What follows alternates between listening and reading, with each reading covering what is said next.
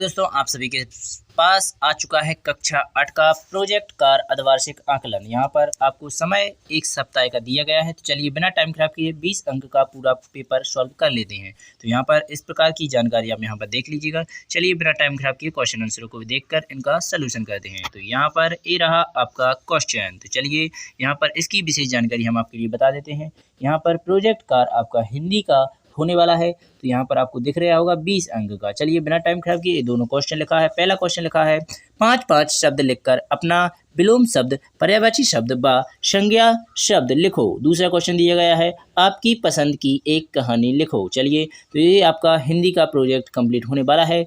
तो बहुत जल्दी ये आ गया आपका सामने आपके स्क्रीन पर। इसका पहले नंबर पर दिए गए हैं विलोपन। तो यहाँ पर विलोपन शब्द दिए गए हैं, इनका सोल्यूशन देख लीजिएगा।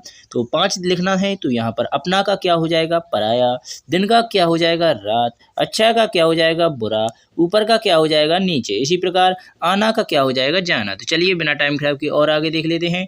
तो ये रहा आपके पर्यायवाची, 5 आ चुके हैं आपकी स्क्रीन पर। तो चलिए इनको भी देख लेते हैं। तो पर्यायवाची शब्द, ठीक है। तो यहाँ पर अगर आपसे हवा के पर्यायवाची शब्द पूछे जाएं तो आपको पवन, वायु, समीर। इसके बाद पानी के पर्यायवाची पूछे जाएं तो जल, नीर, बारी। ठीक है। इस प्रकार आग के अगर आपसे पर्यायवाची पूछे जाएंगे तो अग्नि, ज्वाला, पावक। इस प्रकार आकाश की अगर आपसे पर्यायवाची पूछे जाएं नभ, गगन, अंबर। इस प्रकार आँख की अगर आपसे पर्यायवाची पूछे जाएं नेत्र, नयन, लोचन। इस प्रकार आपने पर्यायवाची भी कंप्लीट कर लिए हैं। तो चलिए अब आ चुके हैं आप शब्द संज्ञा में। तो यहाँ पर शब्द संज्ञा को भी अच्छी तरह से देख लीजिएगा। शब्द संज्ञा, यहाँ पर राम एक शब्द है, इसका पर्यायवाची पूछे जाए, संज्ञा पूछी जाएगी तो व्यक्ति है। कौन है? व्यक्ति वाचक। इसके बाद पानी एक पदार्थ वाचक। इसके बाद गाय एक जाति वाचक। इसके बाद पुलिस एक समूह वाचक। इसके बाद पाप एक भाव वाचक। अर्थात आप इनको अच्छी तरह से समझ लीजिएगा। चलिए आगे चलते हैं। तो ये रहा आपका नेक्स्ट क्वेश्चन। आपसे पूछा गया था अपनी एक कहानी लिखिए। तो हमने यह कहानी लेकर आए हैं आपके लिए। तो चलिए इसे देख लीजिएगा। तो यहाँ पर लिखा है रानी की शक्ति। तो यहाँ पर रानी की शक्ति आप यहाँ पर देख सकते हैं। तो यहाँ पर दिया गया है रानी एक चींटी का नाम है जो अपने दल में भटक चुकी है। ठीक है। तो इस प्रकार देखिए आगे, घर का रास्ता नहीं मिलने के कारण वह काफ़ी देर से परेशान हो रही थी। रानी के घर वाले एक सीध में जा रहे थे तभी जोर की हवा चली। तभी बिछड़ गई। रानी भी अपने परिवार से दूर हो गई। वह अपने घर का रास्ता ढूंढने में परेशान थी। काफ़ी देर भटकने के बाद उसे जोर से भूख और प्यास लगी तो रानी जोर से रोती हुई जा रही थी। तो चलिए और आगे से देख लेते हैं। जा रही थी तो इसके बाद रहेगा आपका आगे। तो यहाँ पर लिखा है रास्ते में उसे गोलू की जेब में गिरी हुई टॉफी मिल गई। रानी के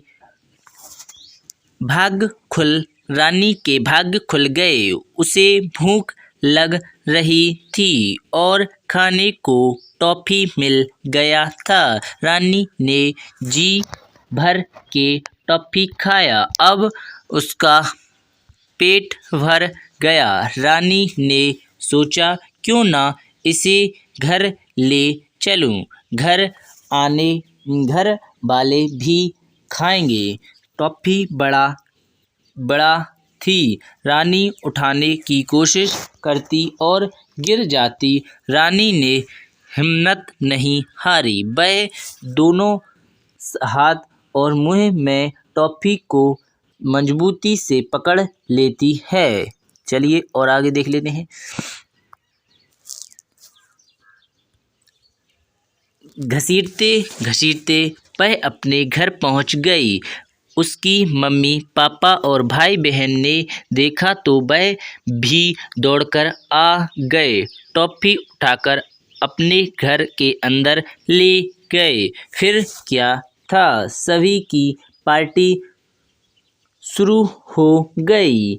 मोरल, लक्ष्य कितना भी बड़ा हो किंतु निरंतर संघर्ष करने से अवश्य प्राप्त होता है। अर्थात इस कहानी का मतलब यहाँ पर दिया गया है पूरा, कितना भी बड़ा कठिन आपका मंजिल हो, परंतु संघर्ष करने से आपको मिल जाती है। तो चलिए बिना टाइम खराब किए आपके दोनों क्वेश्चन कंप्लीट होते हैं कक्षा 8 के विषय हिंदी के।